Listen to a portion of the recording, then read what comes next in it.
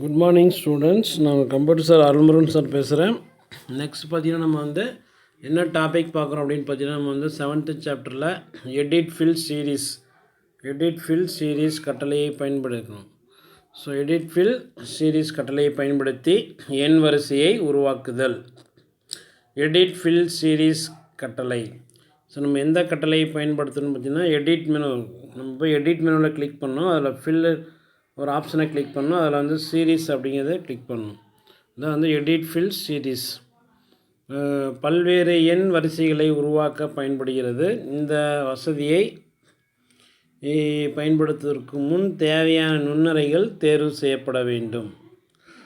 இந்த முறையில் கீழிருந்து மேலாக, மேலிருந்து கீழாக, வலமிருந்து இடமாக, இடமிருந்து வலமாக என எல்லா திசைகளிலும் எண் வரிசைகளை உருவாக்க முடியும். ஆனால் தானியங்கு நிரப்பு முறையில் இடமிருந்து வலமாகவும் மற்றும் மேலிருந்து கீழாகவும் மட்டும் எண் தொடர்களை உருவாக்க முடியும் என்பதை நினைவில் கொள்க.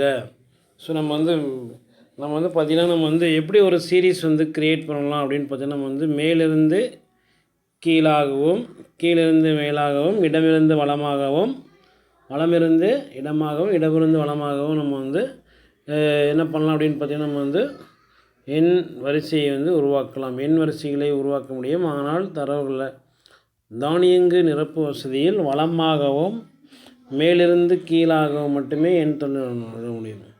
அதாவது தானியங்கு நிரப்பு வசதியை பார்த்திங்கன்னா வந்து இடமிருந்து வலமாகவும்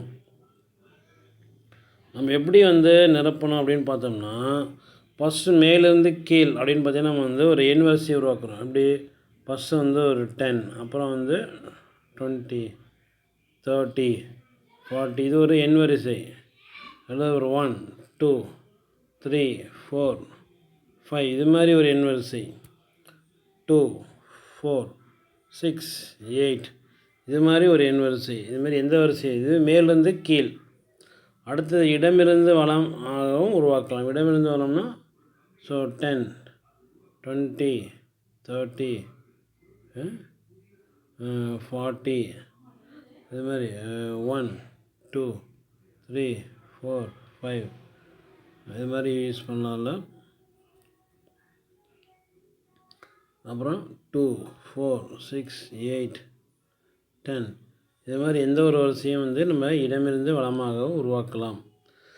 அதுக்காக தான் நம்ம யூஸ் பண்ணுறோம். அதுதான் வந்து எடிட் ஃபில் சீரீஸ் கட்டளையை பயன்படுத்தி தேர்வு செய்த உடன் ஃபில் சீரீஸ் உரையாடல் பெட்டி படத்தில் காட்டுள்ளவாறு தோன்றும்.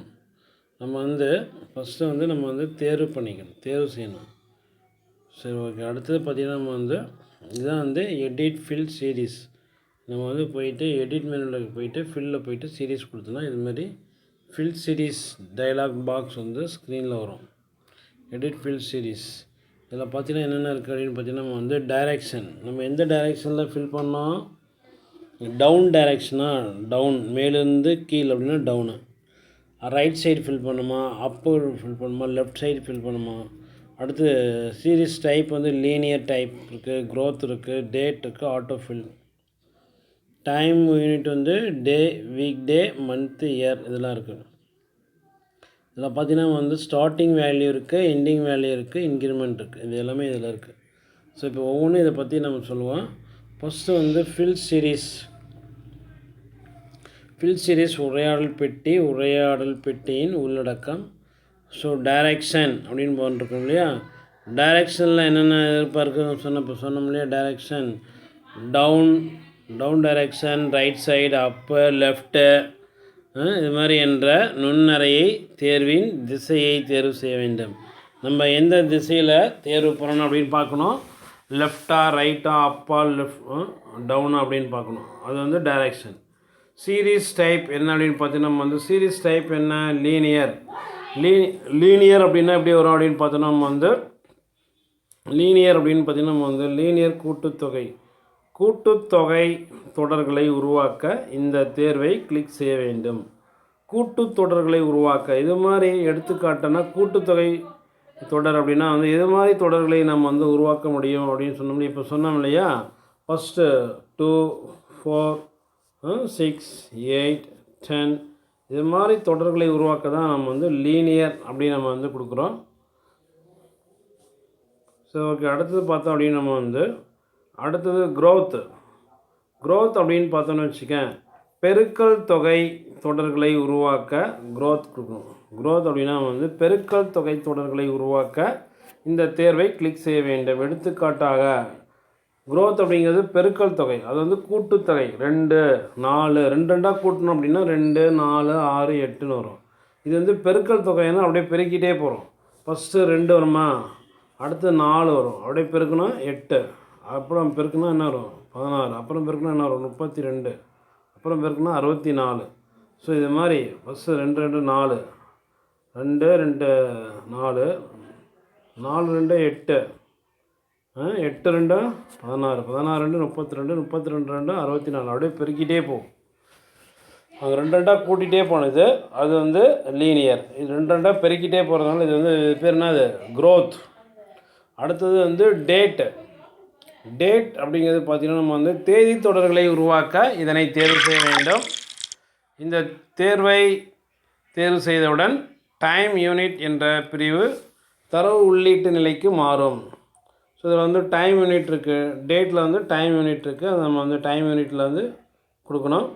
அடுத்தது பார்த்திங்கன்னா நம்ம வந்து ஆட்டோஃபில் அப்படிங்கிறது தொடர்ச்சியான எண் மதிப்புகளை உருவாக்க இந்த தேர்வை செய்ய வேண்டும்.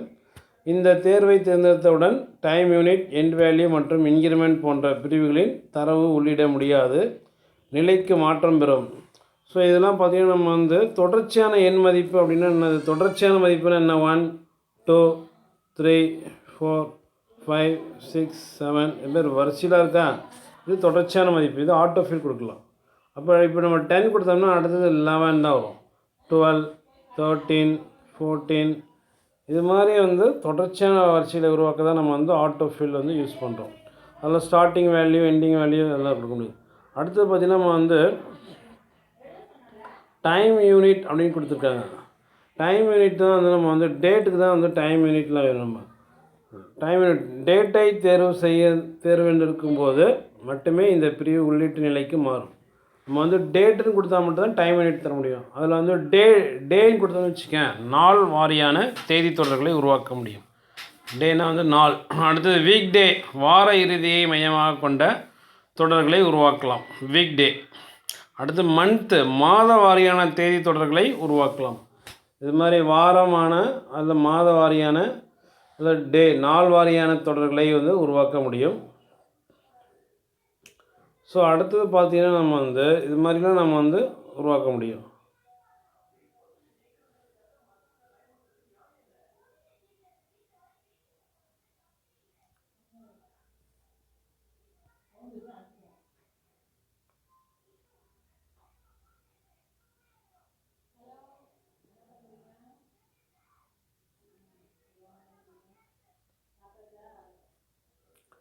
ஸோ அடுத்தது பார்த்தோம்னா நம்ம வந்து இயர் அப்படின்னு பார்த்தோம்னா ஆண்டு வாரியான தேதி தொடர்களை உருவாக்கலாம். இயர் வந்து ஆண்டு. அடுத்தது பார்த்திங்கன்னா ஸ்டார்டிங் வேல்யூ நம்ம என்ன தரணும், உருவாக்கப்பட வேண்டிய தொடரின் தொடக்க மதிப்பு தரணும். தொடக்க மதிப்பு அப்படின்னு என்னது 1 2 3 4, அதாவது தொடக்க மதிப்புங்கிறது ஸ்டார்டிங் 1, இப்போ வந்து 10 20 30 இது மாதிரி 40, இப்போ தொடக்க மதிப்பு என்ன 10. இதான் வந்து தொடக்க மதிப்பு வந்து ஸ்டார்டிங் வேல்யூ. அடுத்தது பார்த்திங்கன்னா நம்ம வந்து எண்டு வேல்யூ. அடுத்தது என்ன கொடுக்குறோம், எண்டு வேல்யூனா கடைசியாக என்ன வேல்யூ எது வரையும். இப்போ வந்து 1லேருந்து ஸ்டார்ட் பண்ணி 50 அப்படின்னு கொடுத்தோம்னா 50ங்கிறது தான் வந்து என்னது எண்டு வேல்யூ. தொடரின் இறுதி மதிப்பு தரணும். இறுதி மதிப்பை உள்ளிடவில்லை எனில் தேர்வு செய்யப்பட்ட நுண்ணறைகளின் பரப்பின் கடைசி நுண்ணறை வரை தொடர் உருவாக்கும். கடைசியாக என்ன இருக்கோ அது வரையும் வரும். கொடுக்கப்படும் இறுதி மதிப்பை விட குறைவான எண்ணிக்கையிலான நுண்ணறைகள் தேர்வு செய்யப்பட்டது பின் தேர்வு செய்யப்பட்ட நுண்ணறைகளில் மட்டுமே தொடர் உருவாகும். நம்ம இதெல்லாம் வந்து செலக்ட் பண்ணியிருக்கோமோ, நம்ம எதுவரையும் செலக்ட் பண்ணியிருக்கோமோ அது வரையும் தான் அந்த தொடர் வரும், ஆனால் அதுக்கு மேலே வராது. அடுத்து இன்க்ரிமெண்ட் அப்படின்னு பார்த்தோன்னா நம்ம வந்து ஒரு வேல்யூக்கும் இன்னொரு வேல்யூக்கும் எவ்வளோ இன்க்ரிமெண்ட் பண்ணணும் அப்படின்னு கொடுக்குறோம். இன்க்ரிமெண்ட்னா என்னது, இப்போ 1 அடுத்தது 2 அடுத்தது 3 இது 4 இப்போ ஒரு வேல்யூக்கும் இன்னொரு வேல்யூக்கும் இன்க்ரிமெண்ட் என்ன 1. ஸோ இதே பார்த்தீங்கன்னா 2 4 6 8 10 வருதுன்னு வச்சுக்கேன். இது ஒரு வேல்யூக்கும் இன்னொரு வேல்யூக்கும் எவ்வளோ இன்க்ரிமெண்ட்டு? 2 தான் இன்க்ரிமெண்ட் வேல்யூ. ஏன்னா 2ங்கிறது இன்க்ரிமெண்ட் வேல்யூ பாரு. 2 2வாக இன்க்ரிமெண்ட் ஆகுதா? 2 2 4 4 2 6. அப்போ வந்து இன்க்ரிமெண்ட் வந்து 2. இந்த தொடருடைய இன்க்ரிமெண்ட் வந்து 2, இந்த தொடருடைய இன்க்ரிமெண்ட் வந்து 1. ஸோ இப்போ நம்ம இன்க்ரிமெண்ட் வந்து நம்மளுடைய விருப்பம் தான். நம்ம வந்து 2ன்னு கொடுத்தா 2 2வாக இன்க்ரிமெண்ட் ஆகும். 7 கொடுத்தீங்கன்னா 7 7ஆக இன்க்ரிமெண்ட் ஆகும். ஒரு தொடரின் முதலாவது மதிப்பிற்கும் இரண்டாவது மதிப்பிற்கும் இடையே உள்ள வித்தியாச மதிப்பு. முதலாவது மதிப்புக்கும் இரண்டாவது மதிப்புக்கும் உள்ள வித்தியாசம் தான் இன்க்ரிமெண்ட். அத்தொடரின் மூன்றாவது மதிப்பு இந்த முதல் 2 மதிப்புகளின் வித்தியாச மதிப்பின் அடிப்படையிலேயே உருவாகும். அடுத்து மூன்றாவது மதிப்பு இந்த வித்தியாசம் தான் உருவாகும். இறங்கு வரிசை எண் தொடர்களை உருவாக்கலாம். இன்க்ரிமெண்ட் மதிப்பை எதிர்மறையாக எண்ணாக வழங்க வேண்டும். இறங்கு வரிசையில் கொடுக்கணும்னு வச்சுக்கேன், எண்ணை வந்து எதிர்மறையாக எண்ணாக வழங்க வேண்டும். எதிர்மறை எண்ணா என்னது? Negative number. அதாவது பார்த்திங்கன்னா இப்போ 10, அடுத்தது 9, அடுத்தது 8, 7, 6, 5. அப்போ இதை பார்த்தீங்கன்னா நம்ம வந்து என்ன ஆகிட்டே இருக்கு? இதுதான் வந்து எதிர்மறை எண்ணாக உருவாக்கணும் அப்படின்னு நம்ம வந்து எதிர்மறை எண்ணாக உருவாக்கலாம். எதிர்மறையாக வழங்க வேண்டும் இறங்கு வரிசையில் வரணும்னா. எப்போ வந்து எதிர்மறை எண்ணாக கொடுக்கணும் அப்படின்னு பார்த்தீங்கன்னா இறங்கு வரிசையில் வேணும். இது பேர் இறங்கு வரிசை. 10 9 8 7 6 5 இது என்ன வரிசைன்னு பார்த்தோம்னா இறங்கு வரிசை. இறங்கு வரிசையில் வேணும்னா நம்ம வந்து இன்க்ரிமெண்ட்டில் போயிட்டு -1ன்னு கொடுத்தீங்கன்னா ஒவ்வொரு வேலையும் அப்படியே கழிச்சிட்டே வரும். சரி, ஓகே. அடுத்து பார்த்தோம் அப்படின்னா தேதி கணக்கீடு. அடுத்தது என்னது? தேதி கணக்கீடு.